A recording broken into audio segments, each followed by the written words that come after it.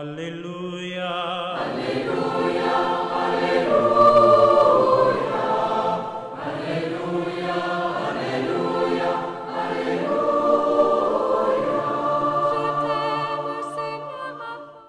Chers amis téléspectateurs, bien-aimés du Seigneur, bonjour.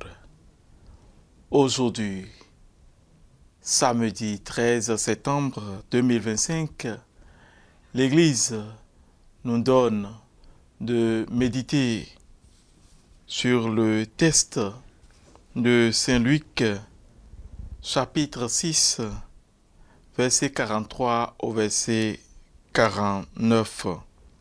Écoutons. Le Seigneur soit avec vous et avec votre esprit. Évangile de Jésus-Christ selon Saint Luc. Gloire à toi, Seigneur. En ce temps-là, Jésus disait à ses disciples, un bon arbre ne donne pas de fruits pourris. Jamais non plus un arbre qui est pourri ne donne de bons fruits. Chaque arbre, en effet, se reconnaît à son fruit. On ne cueille pas des figues sur des épines. On ne vendange pas non plus du raisin sur des ronces. L'homme bon tire le bien du trésor de son cœur qui est bon, et l'homme mauvais tire le mal de son cœur qui est mauvais. Car ce que dit la bouche, c'est ce qui déborde du cœur.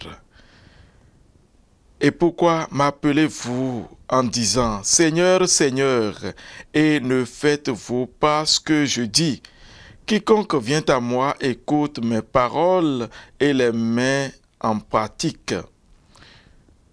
Je vais vous montrer à qui il ressemble.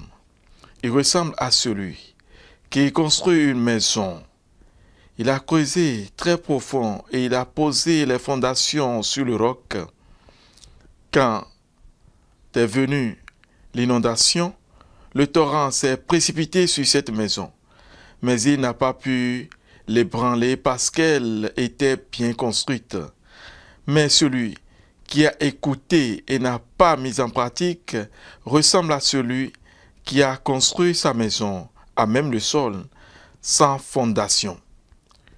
Le torrent s'est précipité sur elle et aussitôt elle s'est effondrée. La destruction de cette maison a été complète. Acclamons la parole de Dieu. Louange à toi, Seigneur Jésus. Bien-aimés du Seigneur, le Seigneur nous invite ce jour à mieux contempler notre relation par rapport à la parole, lui-même qui est la parole que nous écoutons. On dit celui qui a écouté la parole et qui l'a mise en pratique est comme celui qui a posé les fondations sur le roc. Et nous savons bien sûr que c'est Jésus qui est le roc de nos vies. C'est lui qui donne sens à notre vie, à notre existence.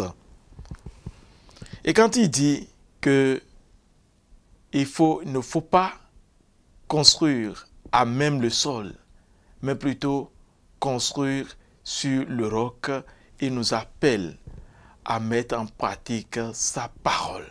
Parce que nous le savons très bien. Il ne suffit pas d'écouter, c'est-à-dire d'entendre la parole, de connaître ou bien de savoir lire la parole, mais plutôt il est question de la mettre en pratique. Savoir mettre la parole en pratique. D'ailleurs, nous le voyons lui-même au désert, dans les tentations. On lit bien en Matthieu 4, 1 à 11 que Satan lui-même connaît la parole.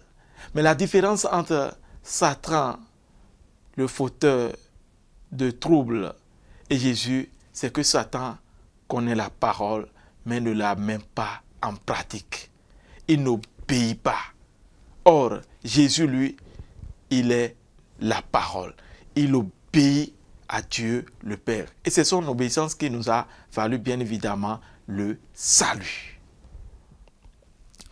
Jésus nous appelle donc en ce jour à écouter, à mettre en pratique la parole pour pouvoir construire notre maison, pour pouvoir bâtir notre maison sur du roc et non sur du sable.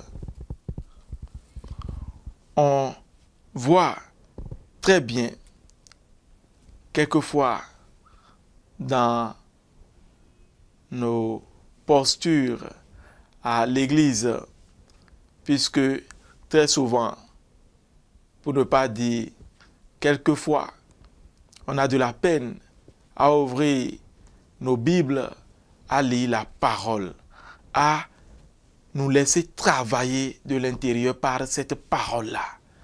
Mais tout au moins à la messe, nous avons la chance, avec désormais ce que l'organisation de l'Église, nous avons la chance d'écouter de fond en comble la parole, que ce soit l'Ancien Testament comme le Nouveau Testament. Nous avons à choisir au moins ce qu'il faut pour notre conversion quotidienne, pour la mise en pratique de la parole au quotidien. Mais hélas,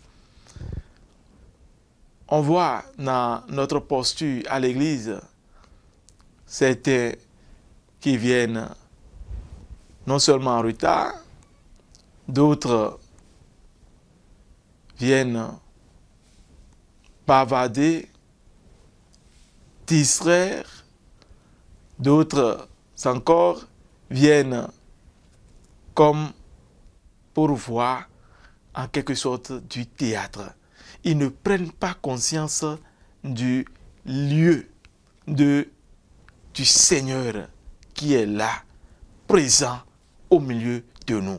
Et c'est ce qui est malheureux. Le Seigneur appelle toutes ces attitudes-là comme quoi bâtir sa maison sur du sable.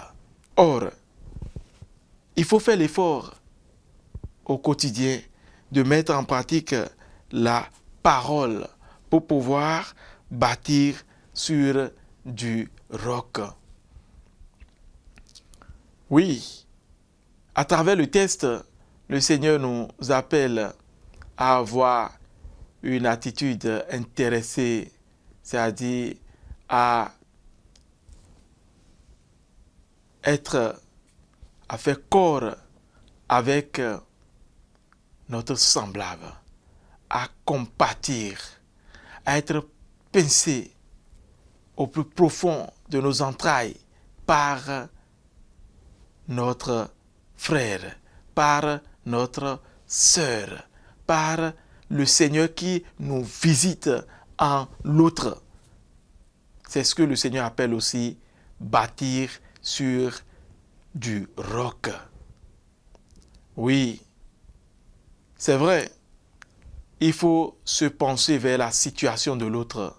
Il faut se pencher sur la situation de l'autre. C'est vrai, mais ne pas se livrer, bien sûr, à une attitude philanthropique et dire oui, parce que je fais de la charité au quotidien, parce que je fais ceci, j'aide celui-ci ou celle-là, parce que je fais ceci ou cela, parce que tout le monde me reconnaît comme tel, alors désormais, je n'ai plus de raison à aller à l'église. Non, ce n'est pas ça encore, mettre en pratique la parole.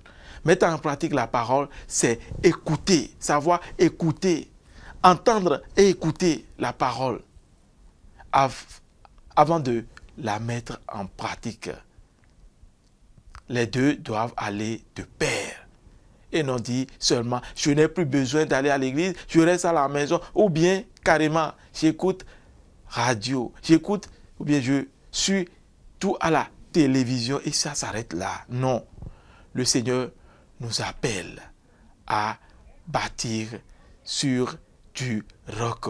Le roc, c'est construire, c'est mettre en pratique la parole de Dieu à travers l'effort de chaque jour. Cet effort, on peut le faire en prenant des décisions de tous les jours, chaque matin. Pourquoi ne pas se dire, voilà l'effort que je veux faire aujourd'hui. Avec mes enfants, avec mes amis, avec mes proches, je décide de faire ceci. Et en fin de journée, je m'examine pour voir l'effort, le sacrifice consenti pour le Christ en ce jour. Et c'est ça qui nous vaudra la victoire. La victoire, la victoire dans le Christ.